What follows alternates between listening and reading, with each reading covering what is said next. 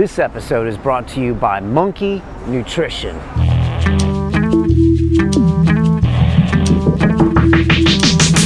You had been retired for 12 years before you heard this, start to be talked about in 2002. When did the alarm bells start going off in your head that there's problems here, that the organization is not working how it should, and then when did you start deciding to speak up? Well, I could see that in 2002, after 9/11, they say after 9/11, everything changed. Well, everything did change. Right. The ethos and intelligence that I spoke about before, speaking truth to power without fear of favor, this kind of thing, it became kind of a tool of the war on terror and a tool of what Dick Cheney wanted to do with respect to oil in the Middle East, with respect to Saddam Hussein, with all this stuff. So, where were you when 9/11 happened, and what were your thoughts, minutes afterwards? Yeah, well, I work down in the inner city now with a nonprofit, and I was D.C. in the inner city, D.C. DC, Yeah, okay. I work for a ecumenical church actually. Okay, they support me. It's yeah, a very different kind of church. Yeah, you're a fascinating man. Well, the pastor said to me, "Look, we want you to use the church when you have your byline. We want you to identify yourself with the Ecumenical Church of the Savior." And I said, "I'm proud to do that, but what's in that for you?" You know what he said? What? He says, "Well, what's in it for us is that's what church should be doing. And number two, I want it to be so that when they come for you, they'll have to come for all of us." Wow, this is where I belong. They've been supporting me ever since. Okay, it's not I don't need a lot of money to make the difference between my retirement and what I can live on, but just the support of those folks, it's incredible. So anyhow, I'm working down there. Right, 9/11, yeah. Yeah, and 9/11 happens. I could sense immediately this is going to change a lot of things, but I didn't have a clue as to how much change there would be. Did your ex-CIA brain go into effect when it happened, and were you just trying to analyze what you heard on the news versus what you thought? It didn't really, in all honesty. I was running a school there, Right.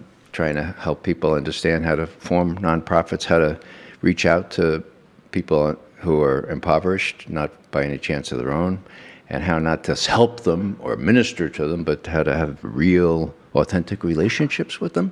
And that was wonderful. I mean, I just put all that other stuff behind me until the fall, and when we invaded Afghanistan, I began to have my doubts, But you had basically washed your hands of anything about Washington or any ex-CIA stuff. You were done with that. Well, I was done emotionally and knowledge-based. I didn't pay much attention what happened in the Balkans, for example.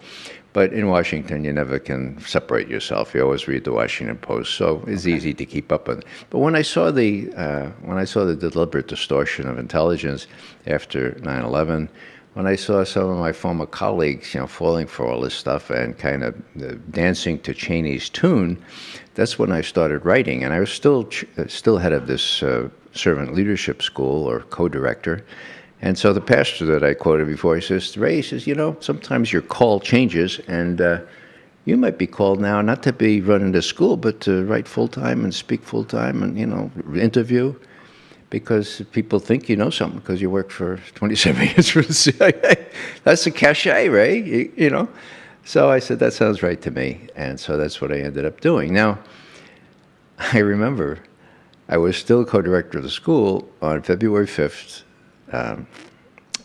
2003, when Colin Powell got up at the UN. We knew that he was going to be making a big speech about Iraq and weapons of mass destruction. 10:30. So I had a board meeting at 10:30. So I went to the pastor and said, "I got a problem. We have this little fledgling group, Veteran Intelligence Professionals for Sanity. We agreed that I would do an initial draft. AFP says to get it out on the wire by 5 o'clock. And so I really have to watch Colin Powell. He said, "Oh, no problem. Just give me your written report. I'll cover it for you." So I watched Colin Powell and said, I can't believe this, what he's saying. Right. So we were kind of, in all honesty, a little long in the tooth by that time, We said, can we still do this stuff, It was easy enough to do one on Mao or Stalin or even, Khrushchev. You read the speech and then you write something out before the Post has it or the Times. Could we do this by 5 o'clock? We did. With the help of email, which was kind of new those days. I did the draft. We got a chop on it. And we got it out, well, it was 5:15, but EFP got it out, okay? Now, what do we say?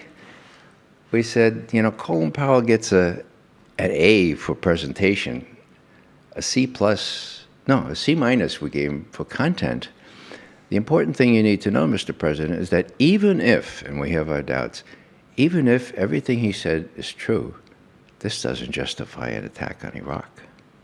And if there's an attack on Iraq, our last sentence said, what you need to do before that is to broaden the circle of your advisors beyond those clearly bent on a war that we see no necessity for, and the consequences of which we expect to be catastrophic. Now, we took a little liberty with our former role of being pure intelligence analysts, because we should have stopped by saying before saying this doesn't justify war. But here we are all retired, Here we are American citizens too.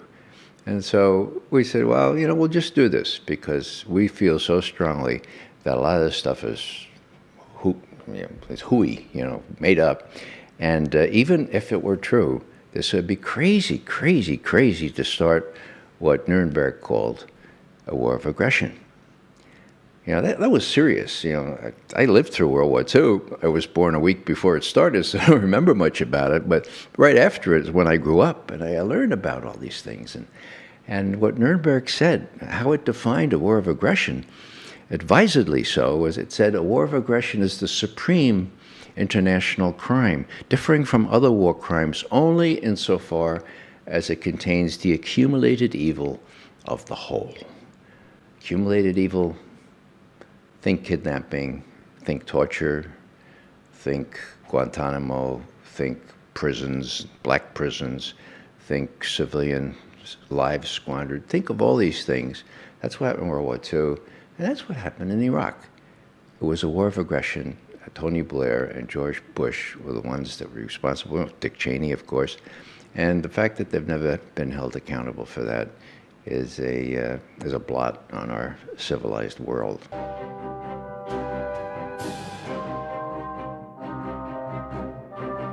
This week on London Real, former MI5 intelligence officer turned whistleblower, Annie Machon. What we're looking at now is a de facto police state.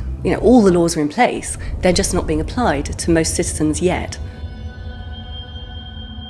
I think it's not a case of having anything to hide. It's having a case that I have a right to privacy, and I can't guarantee my government will uphold that right, therefore I need to take the steps to do it. She talks NSA whistleblower Edward Snowden.